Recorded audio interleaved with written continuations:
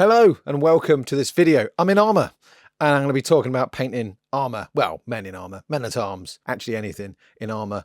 And I'm going to show you how to paint them fast, but look cool. I'm Peachy and this is Peachy Tips. So you're probably asking yourself, Peachy, why are you dressed like a knight? Well, fun, because I can. I've got the armour. Plenty of people ask me, you need to do a video dressed as a knight. It's not technically a knight. I would say man-at-arms, but it's like a really poor version of man-at-arms because I don't have all the armour. Disclaimer, try getting it all on. It's a nightmare. This is why they have squires to get them dressed. Everyone's at work or at school, so no one could help me. And it was really awkward. So I'm going to do a couple of models in this video. All of them are fantasy or medieval related, but you could use them for 40k as well, for feudal worlds or like noble bodyguards or even a cool regiment of Imperial Guard. So it doesn't really matter. But what I'm going to do is use this scheme that I've got and basically translate that on to a War of the Roses figure, which is straightforward. I'm going to use a Frostgrave figure because I don't really know much about Frostgrave and the models look cool and they had like some knights or soldiers. So I thought, yeah, I'll use one of those. And I'm going to do it on a Cities of Sigmar guy as well because why not? They're mega. So yes, that's the plan.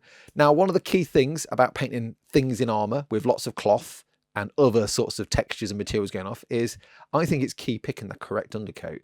So the first guide, which is going to be a War of the Roses figure, I've got two models. The first one is just going to be one that looks like me, dressed as a commoner, stroke man-at-arms.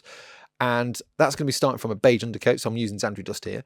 So I'm going to start off with a light undercoat and then build up those colours. And then for the actual foot knight, I'm going to just spray him silver because it makes a lot more sense because he's actually got less non-metallic elements on him. So like a belt, maybe a bit of leather work or something like that. So not a lot really. So yeah, two little guys to start off with for the War of the Roses, and then I'll move on to a Frostgrave miniature in the same kind of colour scheme. Maybe not exactly the same style, but you know, you get the idea. And then of course I'll do a Cities of Sigmar. They're all using the same colours. It's more just like seeing how they work from different textures. I am going to have a crack at wearing this. I'm going to start building a figure. I've got them there. I'll start building them. And I imagine I'll be 3 seconds in and I'll be taking the gauntlets off and the gloves because it's a terrible idea. But I'll keep it on for when we're talking. I might take that off though. Yeah. Right. Let's paint some War of the Roses. Not even that. Let's just paint some knights and some soldiers, medieval warriors with swords and shields. Let's do that. So yeah, just gonna try and open this box of foot knights. As you can see, it's really easy. Yeah, and then it's a matter of just like grabbing a sprue. Really easy, straightforward act, and then picking up any tools that you need to build a model. Yeah, that didn't work out so well. You know what? I'm not going to bother. So I've used a sandy spray as my undercoat, and the first thing I'm going to do is get some pale sand, and I use this as a dry brush all over. There's a couple of reasons for this. It can be heavy where I want the sleeves to be a bit lighter, but also it acts as like a pre-highlight. So if I do thin down any colours, or I change my mind along the process, I've got some natural highlights in. So if I thin down the blue a lot, some of those highlights will pop through. Next is get some satchel brown. This is going to act as my leather colour, so it's a very nice leathery tone. It's called satchel brown. I'm just going to thin that down a little bit, just a paintbrush of satchel brown and a paintbrush of water. And I'm just going to apply that over all the bits I want leather. Again, if I want to, I can always do a second coat if I want it to be a bit darker, but initially I'm just going to do the one coat all over first and then see how I feel. And there's some little bits that as you paint, you might tweak or change or get rid of. So next up is to pick out all the silver details, so basically all the armour bits and weapons, and for this I'm using gun metal.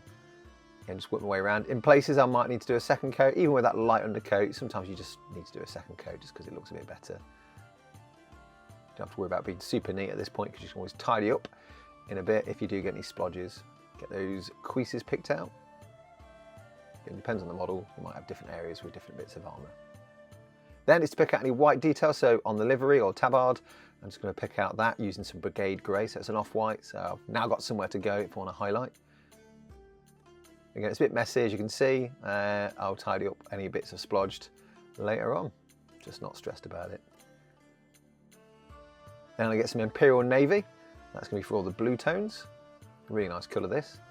As you see, I'm leaving the sleeves a beige colour as well because, well, it just looks like my outfit a little bit. Again, we're all in the base coat stage, so any tidying up can be easily fixed. And then it's just picking out the skin, and for that I'm using Paratrooper Tan. Then go around doing some tidying up, just little bits here where I may have splodged some blue on silver or got a bit of blue on brown or whatever. So then it's just a matter of just working your way around and just tidying up those little areas that you may have splodged on. And then I almost forgot I need to paint my trousers or hose black, just like my own kit.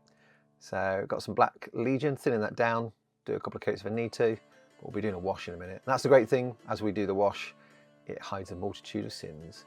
Speaking of the wash, we've got Black Knight and I'm coating this all over. It dries quite matte, which is fine because I can punch out those metallics later on anyway when we do some touching up. But it's such a good colour and settles in and gives a nice blend. It's just such a cheat. And if you need to, just go around and soak up any excess if it begins to pool.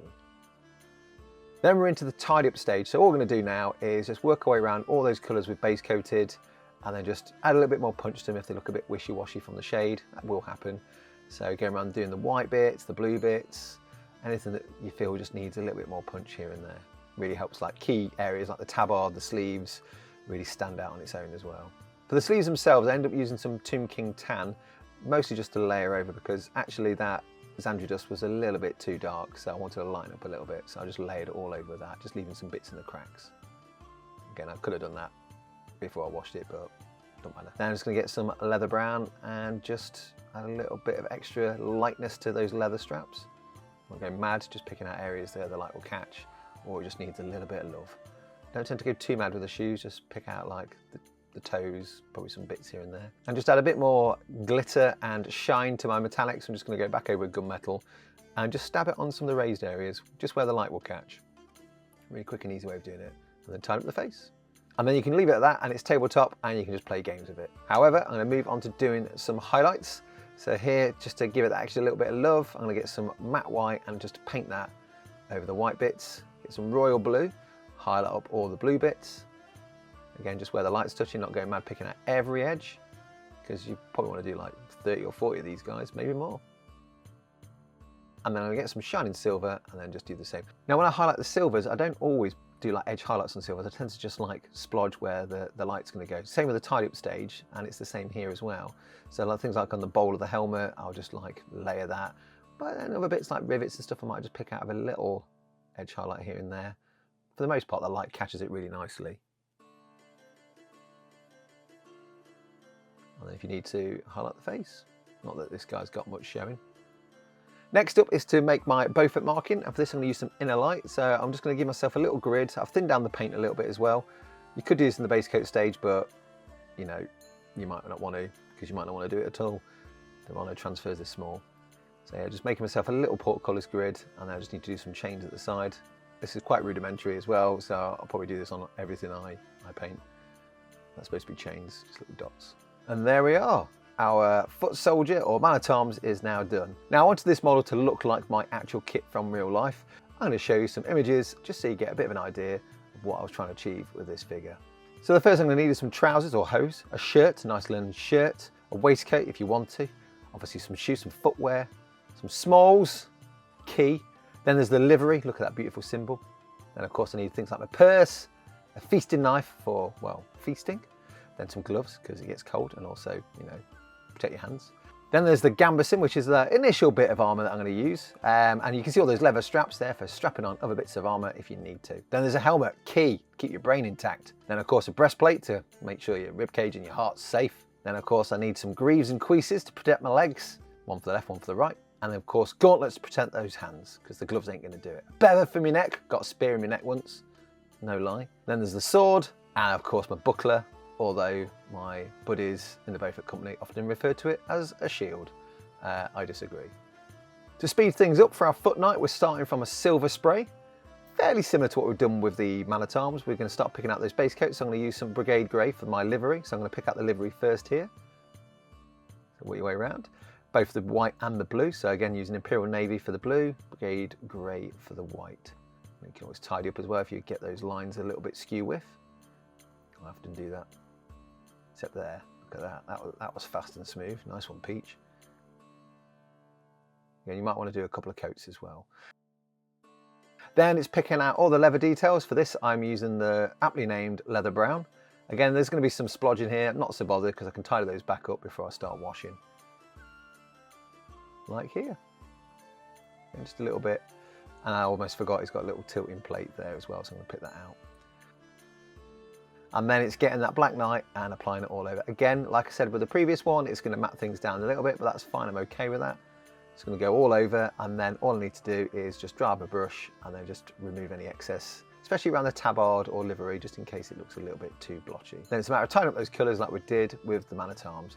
So just work your way around, reapplying some of those base coats. Again, you don't have to go in all the cracks. On some of the levers, I decided to thin down some Black Legion just to add a little bit of darkness to it, because it just did seem a little bit too light, that leather did. And again, if I need to, just emphasise some edges. And then you can leave the model at that and play games with it. But I'm just going to have some highlights like I like to, if you want to go that one step further. Here I'm using some white for the white parts of the tabard, some royal blue for any blue areas. Again, just picking out the raised bits where the light's going to catch, mostly as well where you'll probably see it on the tabletop. Then get some shining silver, and then just pick out some of those raised areas. You know, I'm not going too mad. I said earlier, don't pick out all the edges here. It kind of feels like it needs it because there's lots of armour segments. So I've picked out a couple of little edges here and there, not many, just a few. Of course, add a little bit of love to the sword and the scabbard. And then it's a matter of picking out that sigil. Again, like we did with the Man at Arms, just give ourselves like a horizontal line, then do like a little grid. Again, you want some thin lines here and some thin down paint for this. And there we are. Look at that guy. Look how magnificent he looks. Look at them together. That's what Dave Andrews did to me once when I was in a line. He just pushed me, went, go on, fight that big guy. I was like, cool, cheers, Dave, thanks. Right, so we have done our 2 War of the Roses figures. Again, a lot easier using the right undercoat to get you started. Finding that Xandri Dust, sped it along for the commoner. Metal, sped it along for the Foot Knight. So I'm going to move on to a Frostgrave miniature now. I'm all new to these. They're a little bit chunkier, but I don't mind that. I've never built one before, so this is actually like this model is the first time me ever painting a Frostgrave figure. So I'll see how I get on with that, because I just don't know what they're like. So let's crack on with this Frostgrave soldier. To start off with, our Frostgrave model also has a beige sandy undercoat. And like I did with the Man at Arms, I'm just going to dry brush pale sand all over, again as a pre-highlight to any colours I may want to thin down or any speed paints I want to use. And as you can see, I'm just applying that now, going over all the leather areas, just work your way around. At this point, I wasn't entirely sure what was leather and what wasn't, because, well, that's a new figure. I assumed, I had ideas, but I thought I'd just work my way around, apply loads of leather on, and then decide later. Then it was picking out the silver areas, so breastplate, helmet, chainmail, sword, obviously. Got to make sure you get that sword picked out. And again, you might want to do a couple of coats of this as well. Then any white areas, again, keeping with the theme of my livery for the War of the Roses, I'm doing 1/2 white, 1/2 blue in the same sort of way. Again, it's base coat stage, so don't worry if you make any splodges. You can always tidy it back up before we start applying some washes. I'm going to get that blue on, work your way around. It's a really nice blue, this.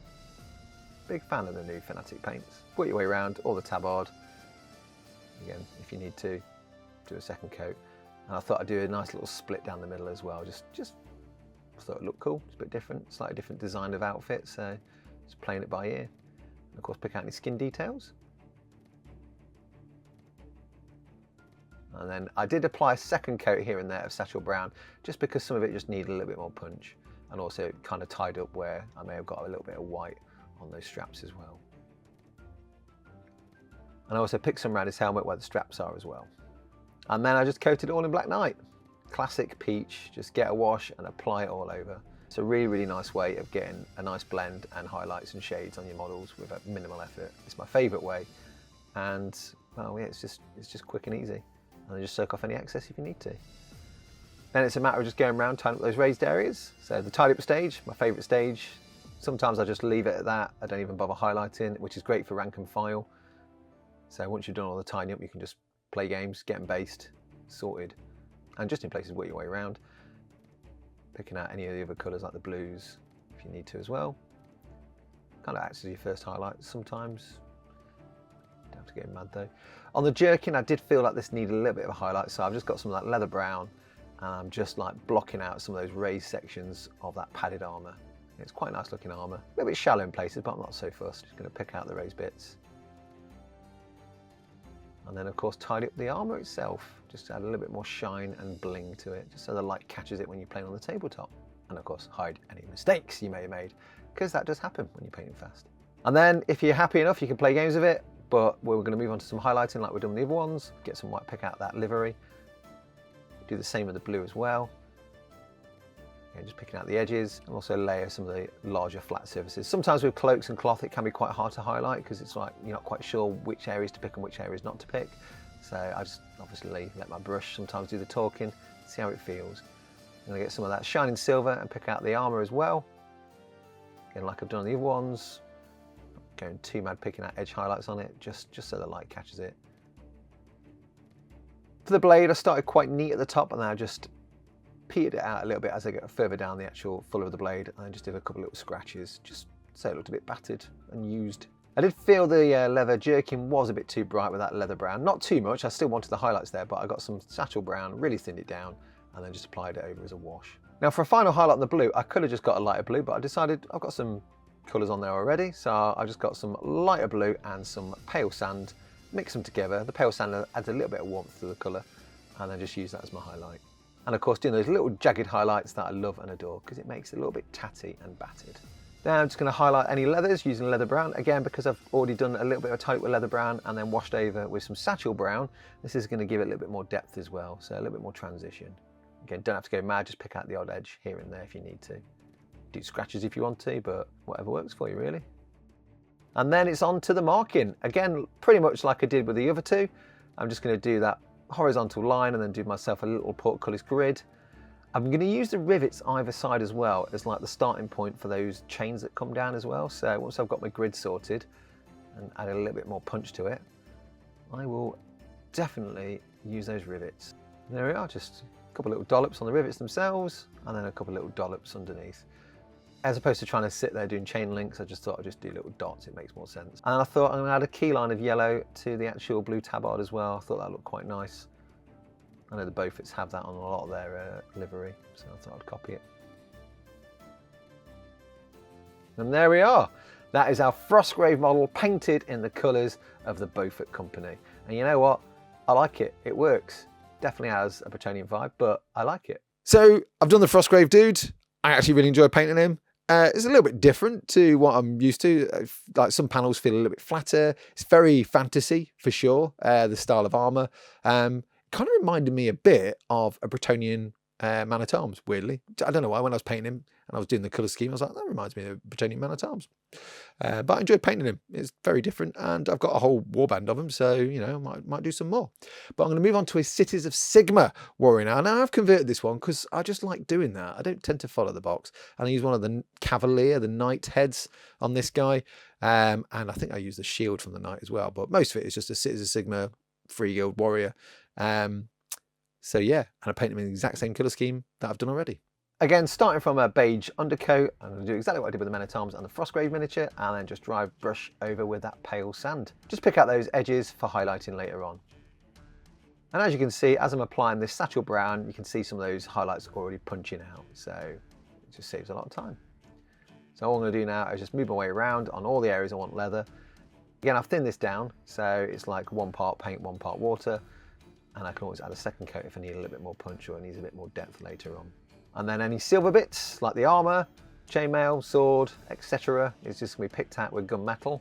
Deja vu is what we're doing here, a bit of deja vu, but it's nice to see it on a different shaped model. And again, you will need to do a couple of coats as well, because that Xandria dust will pop out a little bit. It's an interesting build as well, because it's got breastplate and tabard, and the tabard kind of goes over the breastplate, but then there's cloth underneath the breastplate. But I quite like it. I'll pick out those boot rivets as well. Then it's picking out any white details, again with Brigade Grey, following the exact same way I've done the livery on the others. Again, you might want to do a couple of coats, or give myself a rudimentary line on one side as well, on the tabard, just especially around those rivets, it's a bit tricky, but I can do a rough line and then tidy up later. And then we move on to the blue. I expect I'm going to splodge here a lot, and that central line where I'm trying to do a neat line will require a little bit of tidying up before I start washing, because you've got lots of like folds in the cloth and it can just be a little bit tricky. Again, if you feel the need to, add a second coat, but with the blue, it's quite a punchy blue anyway, so you shouldn't need to. Then tidy up any straps if you need to, if it's like splodge or if you just need a little bit more depth. Tidy up any silver bits. Then I'm going to move on to picking out some gold. This is the only model so far that's had any gold on it, so I'm using tainted gold. It's a nice sort of like, I don't know, tarnished gold. I quite like it, so I'm picking out any areas I want gold. Decided to actually redo those boot rivets and pick some edges around on his helmet as well. Just take your time. And then once that's all dry, apply Black Knight all over. Again, such a good shade. I like dark tone as well, but there's something about the blending effect I find with Black Knight. It has a nice viscosity to it that gives it a nice natural blend. It's also worth pointing out I did paint and spray the shield separately, so I sprayed it all as Andrew Dust and painted one side with some metallics, very similar to how we base coat the rest of the model, and I'm just washing all over like I've done with the rest. Once that's done, you're pretty much ready to move on to the tidy up stage, which is what I'm doing here. And you can treat this as like your first highlight or just neaten up some colours, especially if there's like some weird blotchy marks. Very similar to how we did with the Man-at-Arms in the first paint guide. I'm just going to get some of that Tomb King tan and just make his trousers, hoses, pants, what you want to call them, a little bit lighter. Again, not necessary, I just wanted to do that. Then after that, it's just tying up that metal, working our way around, adding a little bit more punch to the breastplate, shoulder pads, helmet, etc. Sword, of course. You can also dry a little bit off and just flick over the edge of the chainmail. Pick out the leather as well. Again, this can just add to the highlight, you don't have to go mad. I don't tend to do much highlighting with leather straps and belts, but this guy felt like it needed it just a little bit because it was quite nice. Maybe I was just getting a bit overboard. Normally for rank and file I don't, leave them as is. But if you're happy, leave it at that. Or you can do some highlighting. Here I've got some white, picking out those edges. Work your way around. Still not quite sure if I want yellow trim on this or not, so I'm just going to highlight the edges to start off with. And if I change my mind, I can always turn to yellow later on. Get some royal blue and just pick out some highlights on the cloth and work your way around. Again, don't worry if you do splodge, but like accidentally get some of the metal. We can tidy that back up. It's paint, it's fine. And any of those rivets on the front, I could just tidy back up with some gold, especially if I've got some blue on it by accident. And then add some more bling to the armour using some shining silver. Then for the shield, I mean, I like the blue there, but I felt like it needed to be a little bit lighter. I also realised I haven't washed my brush properly and got some yellow, so I just quickly dried that off and reapplied it. That does happen if you're rushing, like I was. So of course we're going to move on to the sigil on the actual shield itself. So start with that top horizontal line, then make a little T. And then what I'm then going to do is try and do it into like a more of an M shape, I suppose, if you like, or like an upside down trident. And then just fill some lines either side. It's just a really great way of trying to get a bit more accuracy. If you start in the middle, work either side, then work further in. It just helps to space it equally. That's all. That's the only reason I really do it. It's not an accurate spacing, but it does help. And then I'm just going to pick out the little chain details. Of course, if I could find those transfers, I would have used it, but I quite like the idea of just freehanding this. It's a one-off. It's not the best freehand in the world, don't really care. Then I'm going to mix some pale sand with some inner light. I could find a lighter colour, but again, I've already got those colours ready. I'm just going to add a little bit more punch to that logo. And I did decide in the end I was going to go with some yellow on the edges, even though I highlighted it. It was a last minute decision. So I'm just going to work my way around now and then just pick out all the bits I want yellow and highlight them if I need to. Do be mindful if you do get any splodges. I was mindful there was a little bit of cream by his bum, so I tidied that up and I got some thinned down Black Legion. And then sometimes when you are doing like highlighting or you've base coated a model, it just needs a little bit more extra punch in the recesses. So sometimes I like to get like a black contrast or shade and just add that in the cracks to help bridge the gap. And there we are, our Citizen Sigmar warrior is now ready to play games with. I do like the look of this guy, he looks badass. Well, I've done the Citizen Sigmar dude, really chuff of him. I mean, I'll probably use him as like a cool warrior for my warbands for Warcry. Weirdly, and this is what I really like about this, is even though I've used the same colour palette for all three, well technically four models if I include the Foot Knight, it's really interesting how they look slightly different. Obviously the sculpting is going to help that because they're different sculpted miniatures with different sort of aesthetics, but they would tie in quite nicely as a little collection of their own, even though the scales are a bit off, some are obviously a bit chunkier than others. But that's what I like trying, is like different models with the same scheme. That's quite good fun sometimes, just to see what the end results look like. Do they tie in quite nicely, or, you know, is it very sort of like, yeah, these are very different, they do not look the same. But, you know, if I base them all the same, which I probably will do, I reckon they'll look quite interesting as a weird fantasy warband. Don't know, probably a terrible idea, but it's worth a try. I'll probably stick in a 360 up right now, see what that looks like. You can decide if it's a terrible idea, Peach, or no, go for it. It's a bit of fun. I'd probably say, I'll chuck it out there, that the War of the Roses guys are much slighter because they're 28mm in comparison to the sort of 32 scale of, I guess, Frostgrave and Citizen Sigmar, Warhammer stuff. But you know what? Some people are different shapes and sizes, and that's fine. What I did do after I painted the guy was I decided to paint some more up and just do a small warband. I mean, I've only done 8, and I kind of got bitten by the bug of doing them. So I guess the key thing to take away from this video really is using the majority colour of a model to influence your undercoat, base coat, airbrush, whatever you're going to use, and just coat it in that colour to start off with. So, you know, like we've done, if it's a knight in shining silver armour, it makes sense to get all that silver on first and then build up those other textures. If there's a lot of like light tones, like light cloth, you know, like jerkins, like my jack here, or gambeson as it's officially known, then start off with like a beige kind of colour. And if you can't decide, grey's a good undercoat. I use Mechanica Standard Grey or any kind of grey that's out there as my go-to if I can't quite pick. And usually I'll do this during the test model stage as well. And then after I've done the test model, and this is the key, after you've done the test model and you've gone, I sprayed them grey, I did all these colours, actually it might go, it makes sense to spray in brown, or it makes sense to spray in black, because doing the test model is key, I think. And as always, a massive thank you to my patrons. You folks are amazing. And because you're amazing, you've been promoted, or at least people on this tier have been promoted. You're all knights now. You're all knights of the Peach. Knights of the Order of Peach. Maybe that's a terrible idea. Maybe like all this power has gone to my head and now I think I'm a lord. I'm not. I'm a commoner. Look at me. Look at me.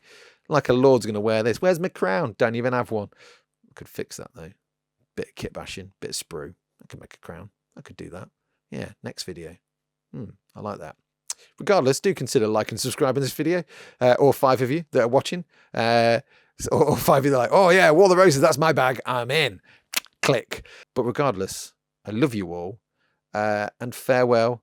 And normally I would shout, oh Lancaster, because, you know, I'm a Beaufort and they supported Lancaster, just like Yorkshire Timor. So go Yorkshire.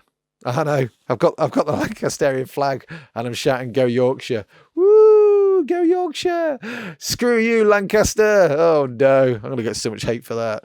This was a terrible idea. This really was. I mean, I am sweating buckets right now. I can't even get my gloves off. And I've got to somehow build some figures using all this stuff. This was not well thought out. Why did I do this? This is a terrible, terrible idea. Oh well. I'm dressed now, so I might as well crack on with it. I can't even press record and unrecord without having to take everything off. Well, not everything. Just take the glove off, Peach. You're overthinking it. This is hurting. I've got a headache now. And yeah, those trousers, the black trousers, they're tight, very tight, real tight. I've got 3 Adam's apples right now. That's how tight they are.